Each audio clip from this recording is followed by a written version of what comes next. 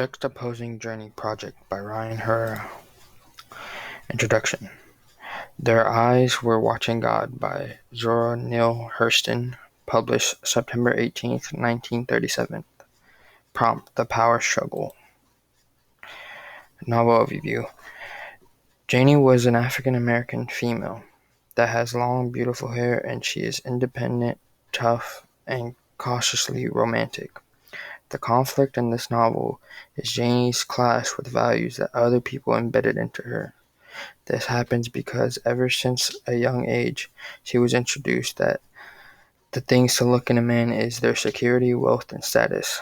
These were the value of her nanny, that was a slave, and she was trying to do something that believed that was good for her. This sent her into horrible relationships all throughout her life. The turning point of this novel is when she was in her second marriage, which was physical and verbal abusive relationship, and he was very controlling over her. When he died from failing kidneys, she felt free and she could do anything she wanted because she didn't have the controlling and abusive husband in her life anymore. The resolution to her messed up values in life is that she didn't look for a relationship with those same values, but she met a man named Tea Cake and she loved him, and he was an actually good man, unlike her past relationships. Novel journey. When Janie was living with Nanny Crawford, she was really strict with her life. She was given a smidget of freedom. She was forced to marry a man named Logan Killix. When she was 16, she had no power to contest the decision. After a couple years, Logan started trying to control and make her do farm work. After she meets a man named Jody Starks and she falls in love, they plan to run away together to escape Logan. Jody and Janie got married after a short period of time. After a couple months, he showed his true colors by verbally and physically abusing her.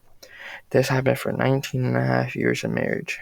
But Jody has fell ill because of failing kidneys.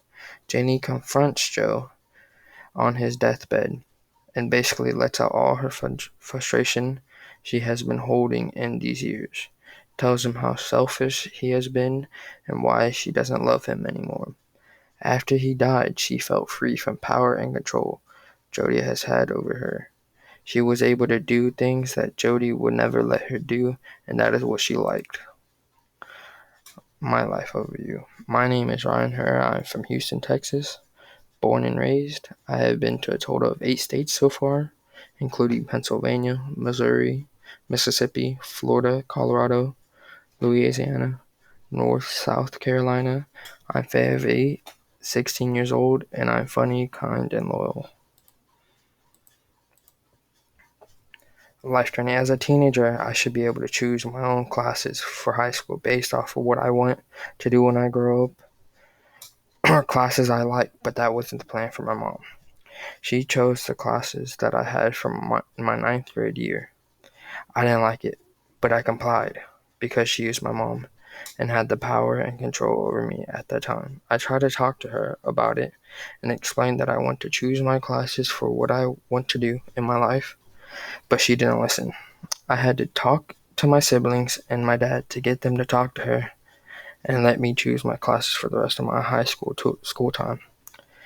After all of them talked to her and explained to her what I wanted to do, she finally understood and gave me the power to do so. I connect with Janie because she wanted to voice her opinion, but Jody never let her, and she said that she shouldn't voice her opinion. I wanted to choose my own classes and voice my opinion as a why, but she didn't want to listen to me at all. We both got hushed and pushed aside to not voice an opinion.